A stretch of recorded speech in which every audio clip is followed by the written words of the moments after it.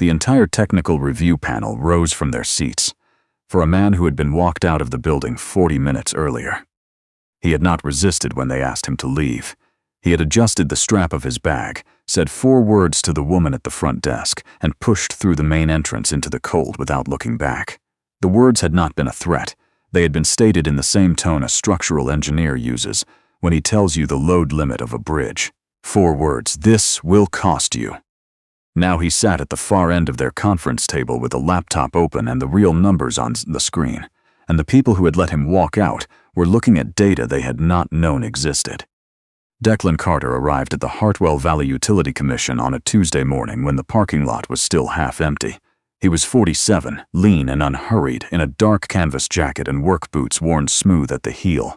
He carried a single bag, worn leather, 1 broken buckle he had not replaced, and he walked the way men walk when they have somewhere to be and no interest in making an entrance. The commission's main building sat 2 blocks from City Hall, 8 floors of concrete and tinted glass managing water, gas, and infrastructure oversight for a region of 68,000 residents. Declan had worked there for 3 years in his mid-30s, brought in by the previous director to rebuild the internal inspection protocol after a pipe failure had knocked out service to 4 neighborhoods at once. He had not worked there since. He had not needed to. He had come back now because of something he had found in a public filing at 11 o'clock on a Saturday night, sitting at the kitchen table while his daughter Cora slept in the next room.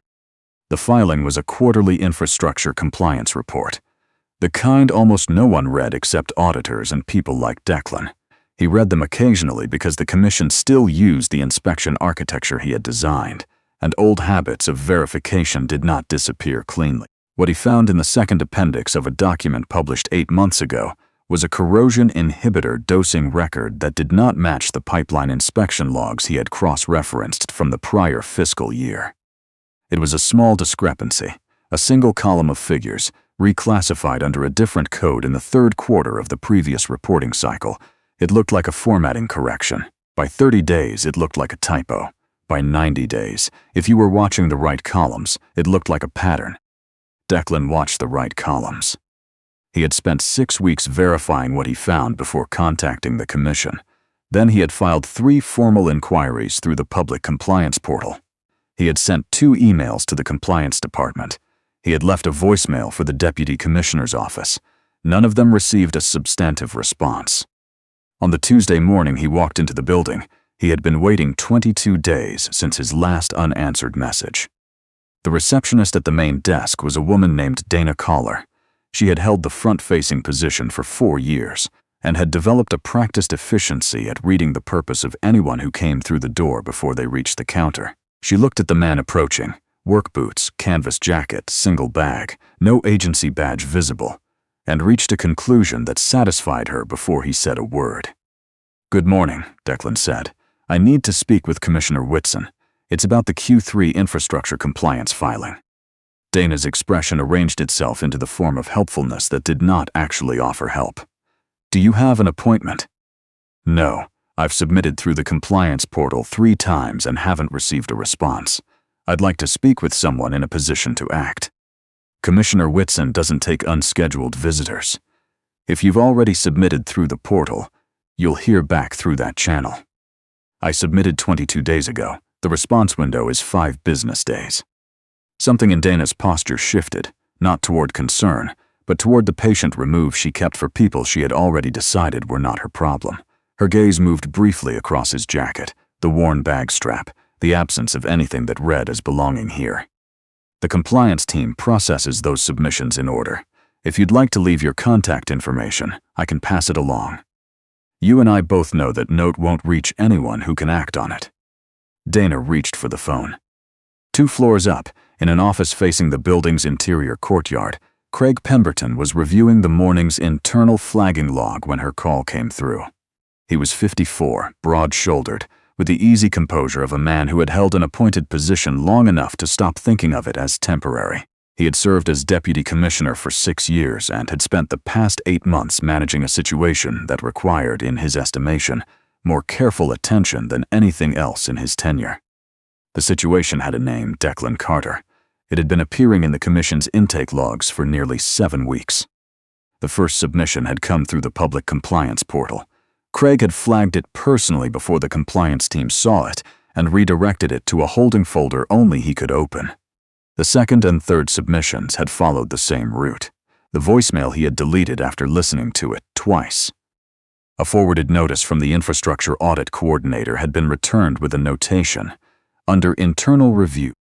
He managed the situation the way he managed most things, not through confrontation, but through friction.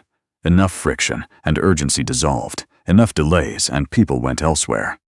He picked up his desk phone. Dana, the walk-in. Keep him in the lobby. No visitor log entry, no escalation. Understood? Understood. He set the receiver down and returned to his desk. Craig Pemberton was not an unintelligent man. He knew what Declan Carter had found in those quarterly filings was real. He had understood that from the first submission. The corrosion inhibitor discrepancy pointed directly to a substandard lining installation that a contracted firm, a firm with relationships at the county council level, had performed on 17 miles of trunk pipeline 3 years ago.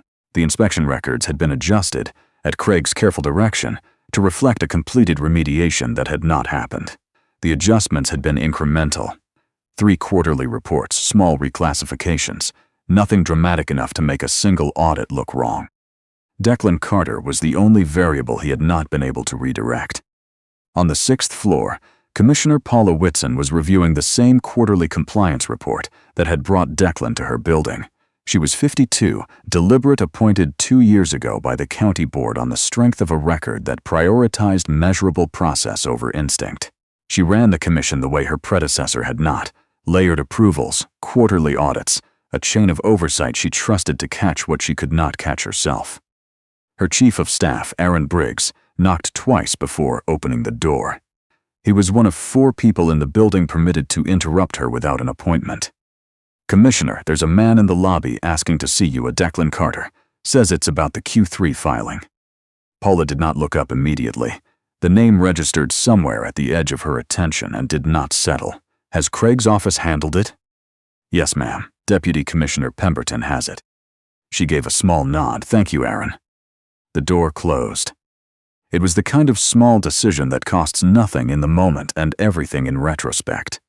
She had been running the commission for 2 years on the assumption that a properly structured chain of oversight was harder to corrupt than any individual judgment. Craig Pemberton had been in place since before her tenure.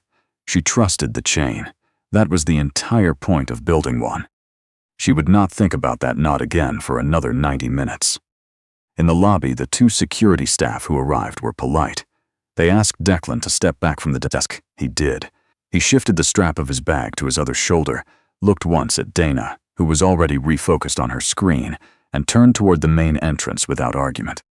He did not look surprised. He did not look agitated. Just before the glass doors, he stopped.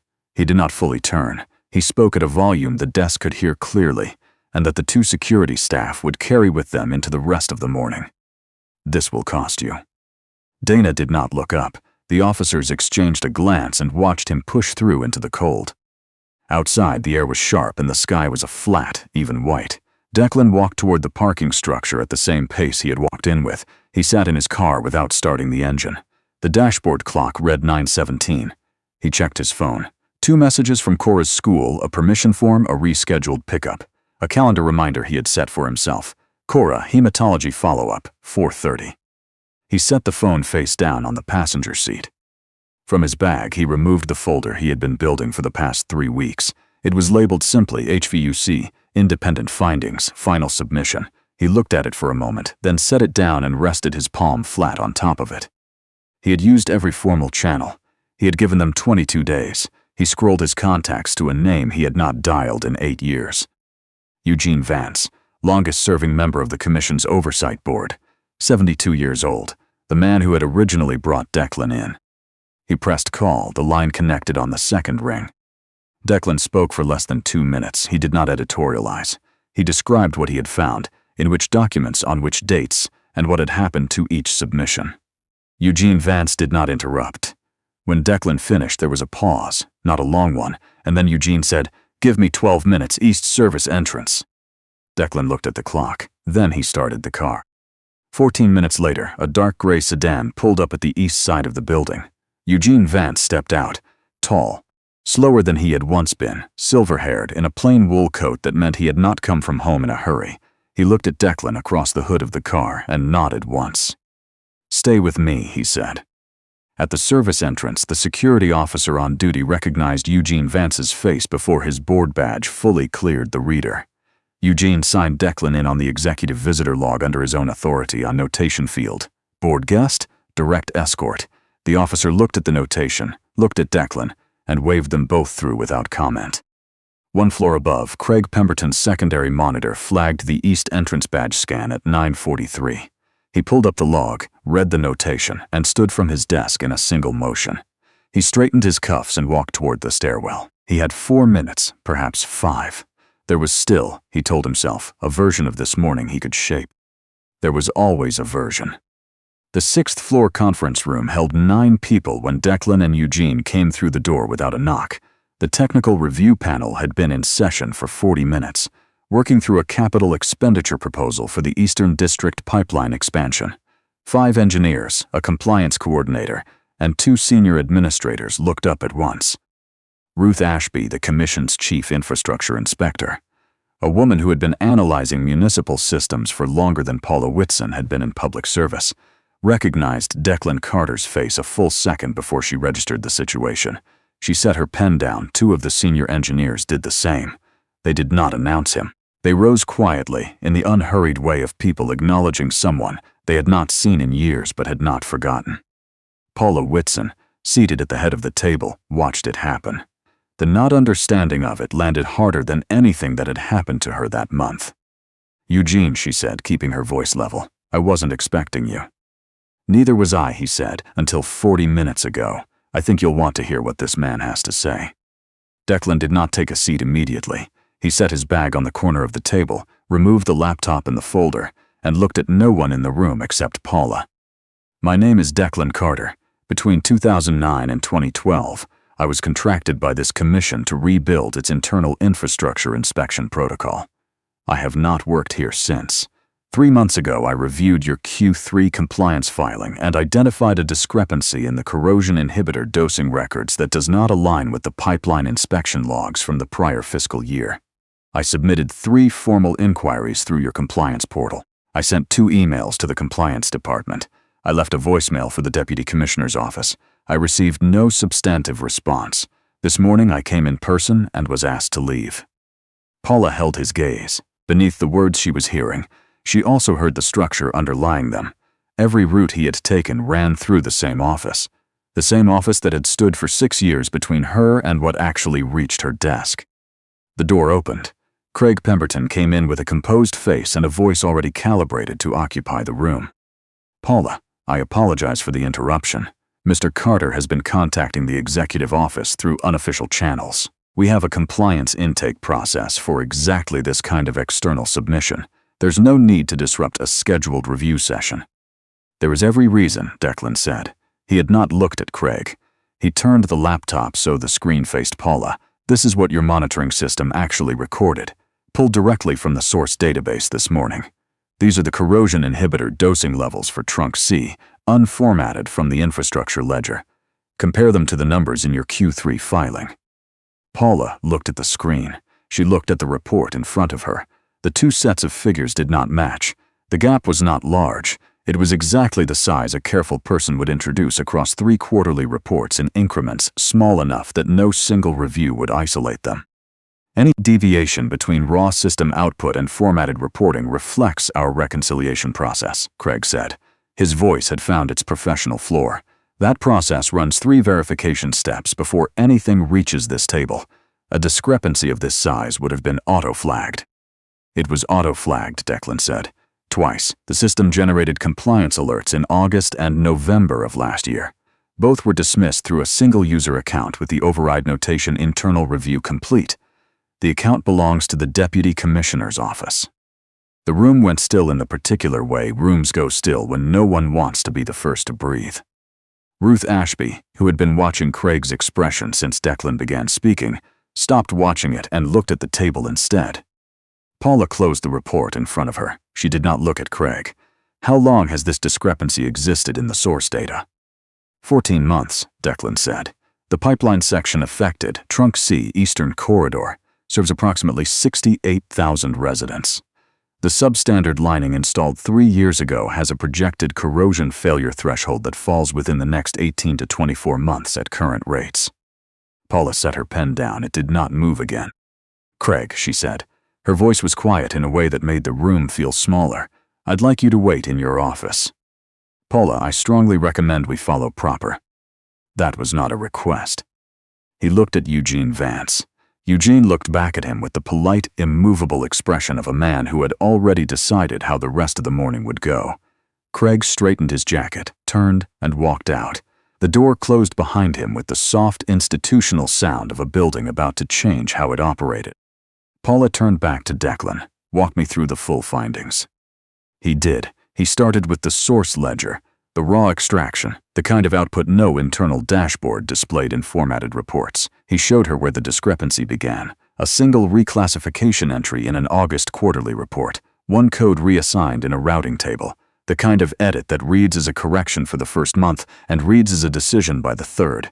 He showed her the auto flags. He showed her the dismissals. He showed her the projected corrosion timeline across 3 adjacent pipeline segments, and the inspection records that could not have been produced by a remediation that had actually been completed. He walked her through it without pausing to let the weight of each disclosure land visibly. He had laid out technical findings for people in authority for 20 years. He understood the difference between information and theater. Paula did not interrupt. Halfway through the second pipeline segment, she stopped taking notes. By the time he reached the override log, she had stopped looking at the screen and was looking at her own hands, folded on the closed folder in front of her. 14 months. She had cited improvement metrics from this district at 2 county board sessions during that window. Both sets of numbers had come to her desk through Craig Pemberton's office. When Declan finished, Ruth Ashby was the first to speak. "If the source data is accurate, our last 2 quarterly filings contain materially incorrect safety compliance statements." "They're accurate," Declan said. "I'd recommend halting any new outbound filings and commissioning an independent engineering inspection of Trunk C and the adjacent segments before any public disclosure." Paula lifted her head. Aaron, her chief of staff, stepped in from the corridor. "3 things. First, get me the State Infrastructure Oversight Office, the regional director directly, not the general line. I need an independent field inspection initiated on Trunk C today. Second, freeze all outbound compliance communications touching the Eastern Corridor, contractor correspondence, public reporting, regulatory filings, until the inspection defines what we have. Third, have building security meet Craig Pemberton in his office. He does not access his terminal. His credentials are suspended as of this moment." Aaron did not write any of it down. He nodded once and left. Paula looked at the people at the table. She did not arrange her expression into something easier for them to receive. "I owe each of you an acknowledgement. I have run this commission for 2 years on the belief that a properly designed oversight process is more reliable than any individual's judgment. That belief was not wrong, but a process is exactly as honest as the people controlling its inputs. I gave one office too much authority over what reached this table, and I did not audit that authority. We are sitting here because of that decision, not because of Craig Pemberton, because of me." No one at the table disagreed. Ruth Ashby looked at the middle of the table and said nothing. She had noticed a routing adjustment 14 months ago and had accepted Craig's explanation without pressing further. She had already decided, in the 30 seconds after Declan finished speaking, that she was going to put that in writing before the end of the day. Paula turned back to Declan. "You said you haven't worked with this commission since 2012. What brought you back to the filings?" Declan paused. "My daughter lives in the Eastern District. She has a condition her doctor monitors through quarterly blood work. Her iron levels came back irregular in October. Her doctor mentioned possible environmental factors as one variable among several.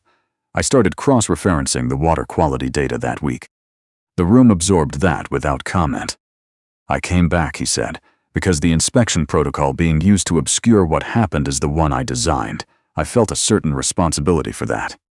Paula studied him for a moment, a man who had been walked out of her building by security 60 minutes earlier, sitting at her table in a worn canvas jacket, who had not raised his voice once in the last 40 minutes, had not asked for credit, had not asked for anything.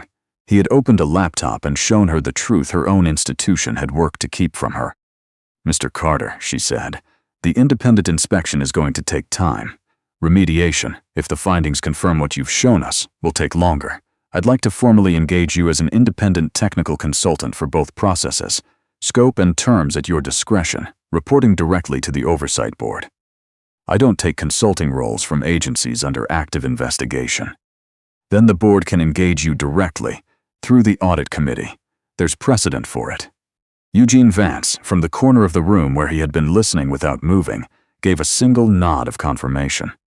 Declan considered for a moment. 2 conditions. The first is that my findings go to the full board, not through any single department head. The second is that the public compliance portal routes to an independent inspector, not to the deputy commissioner's inbox. Whoever fills that role next. "Agreed," Paula said, "both." She extended her hand across the corner of the table. He took it. The handshake was brief and without ceremony, and in the room's quiet, it felt like something structural settling into a more honest alignment. The technical review panel stood as Declan gathered his bag. Not from surprise this time. From the slower, more deliberate recognition of people who understood what had nearly been buried beneath them, and hadn't been, because one person had done the kind of work that does not announce itself. Eugene walked with him to the door and put a hand briefly on his shoulder, the way older men acknowledge debts they haven't yet had the opportunity to repay.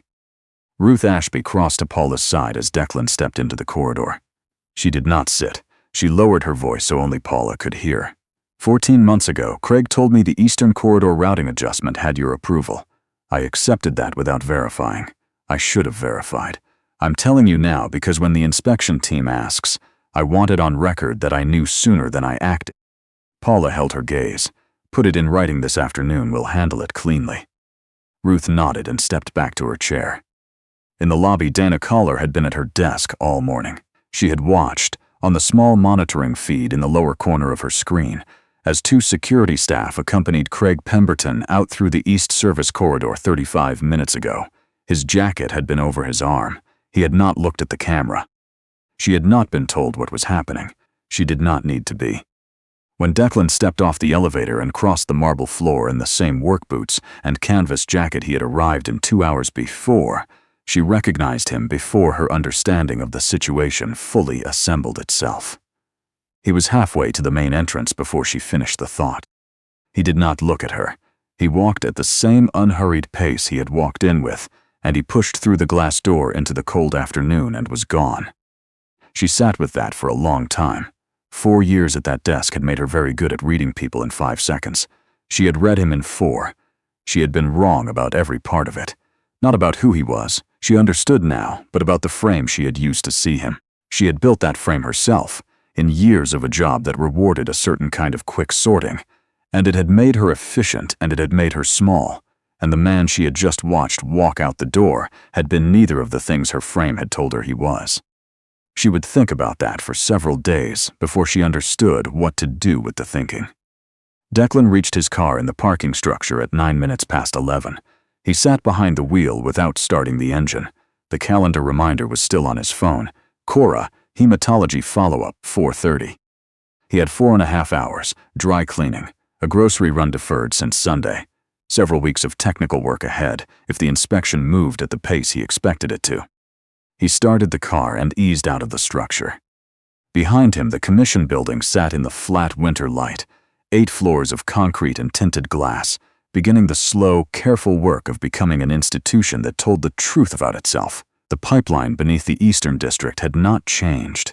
The remediation would take months, possibly longer, but the first document in the independent inspection file had been opened 20 minutes ago with his name on it, and the figures inside it were the real ones, the ones the system had generated all along, and one man had spent 14 months ensuring no one ever had to see. At 4:28 that afternoon, Declan sat in the waiting room of Cora's hematologist with his coat across his lap and his phone face down beside him. When Cora came out from check-in and dropped into the chair next to him, she looked at his face, the particular stillness he carried when something had gone the right way, and he had not decided yet how much to say about it, and asked how his morning was. "Productive," he said. She accepted that and looked back at her phone, and they sat together in the quiet of the waiting room until her name was called.